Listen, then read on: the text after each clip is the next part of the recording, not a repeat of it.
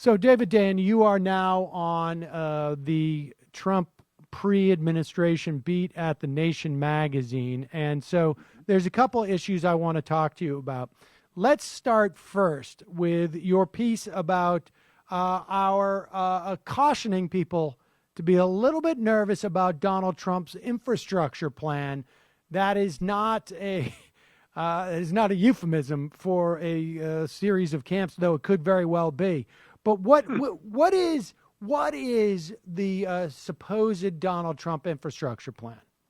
Right. So this is the thing that liberals and Democrats have said. Well, if we're going to work with Donald Trump on one thing, it would be this infrastructure idea. And you know, I mean, for years, Democrats have been screaming that there's trillions of dollars in deferred maintenance out there in the country.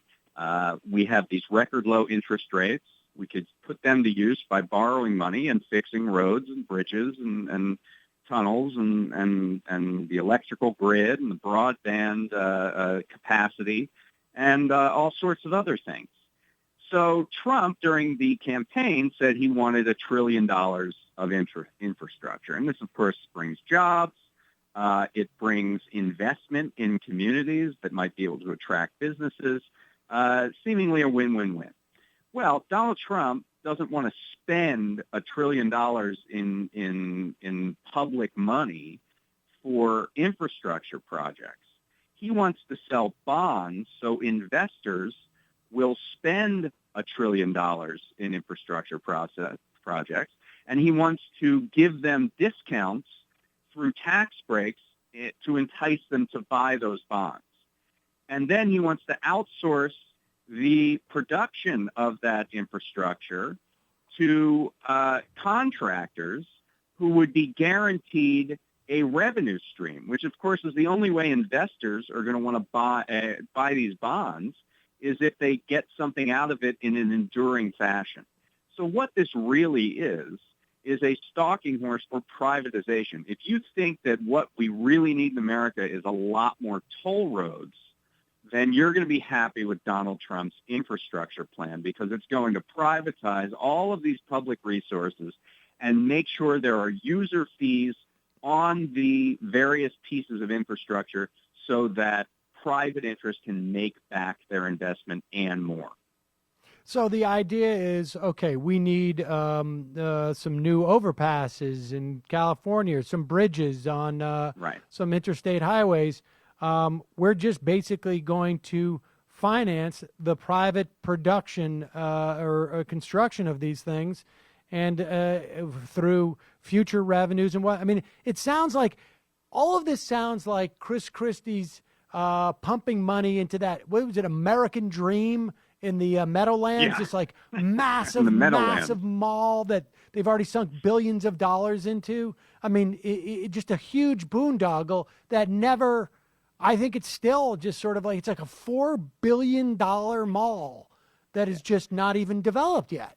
And you're asking for more boondoggles here, because if you are outsourcing this to a developer and saying you're going to get this amount of profit and this kind of revenue stream, the way that they can maximize that is by doing a terrible job and by cutting corners. We've seen this in a toll road in Texas from San Antonio to Austin, where local residents, because they didn't do the drainage properly on the road, are experiencing flooding anytime there's a rainstorm. So this is one other problem. And the other problem is that the communities who would be getting these infrastructure projects are probably the least likely to be the ones, the most likely to actually need them would be the ones who wouldn't get them.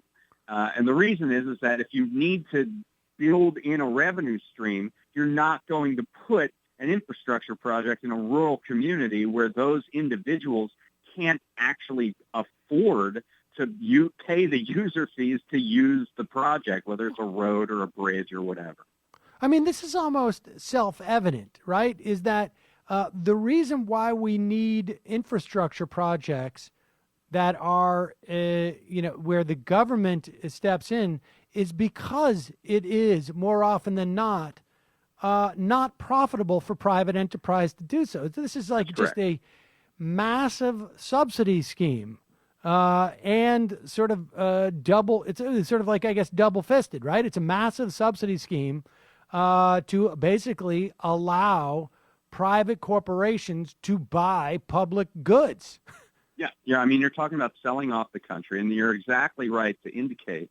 And we're subsidizing. We're subsidizing the buyer. We're not even giving the buyer a loan. We're subsidizing the buyer to buy our stuff at discount prices. Yeah, through a tax rebate. And the claim is that tax cut will pay for itself because there will be more people at work performing the construction necessary for these projects, and that will bring more tax revenues to the government. So they're doing this tax cut by claiming it would would pay for itself, which is something we've heard throughout conservative policy circles for decades. And it also, I would also argue that what we've also heard is that government can't create jobs, right?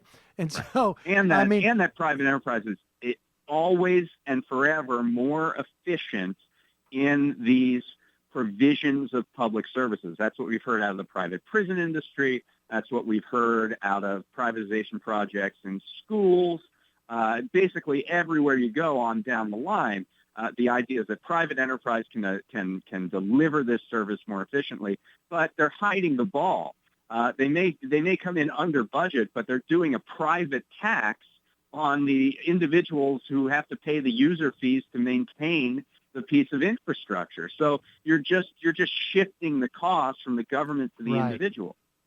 Right. All right. Well, David, so is there a broader sort of, I guess, story here? In other words, when Democrats, when Bernie Sanders and Elizabeth Warren, when they say, like, we will work with, God help me, President-elect Trump, to do these things like an infrastructure project, is it always going to be a bit of like a honeypot, a trick, a fraud? Like, is there really any value in even giving, floating the premise that he's doing something positive?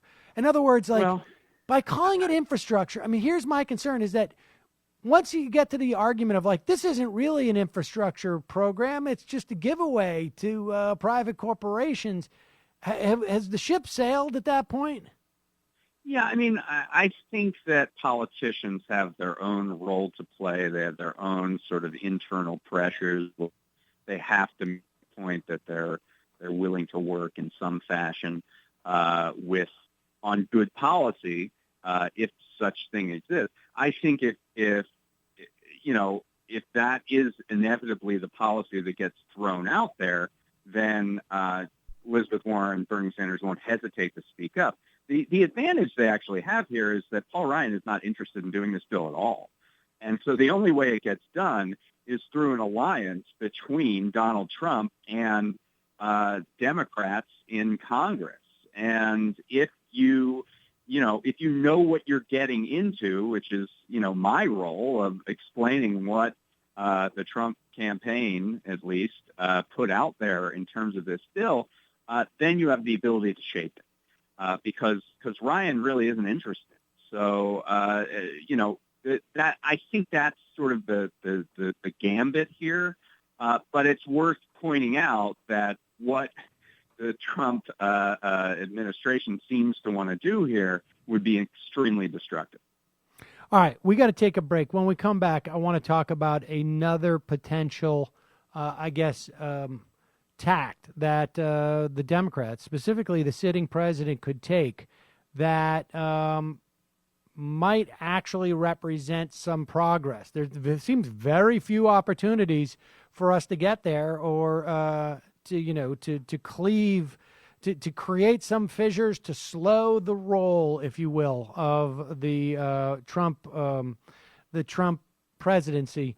When we come back, we'll talk about one that is starting to gain a little bit of currency. We'll be right back. Sam Seder, Ring of Fire Radio. I'm talking to David Dayen.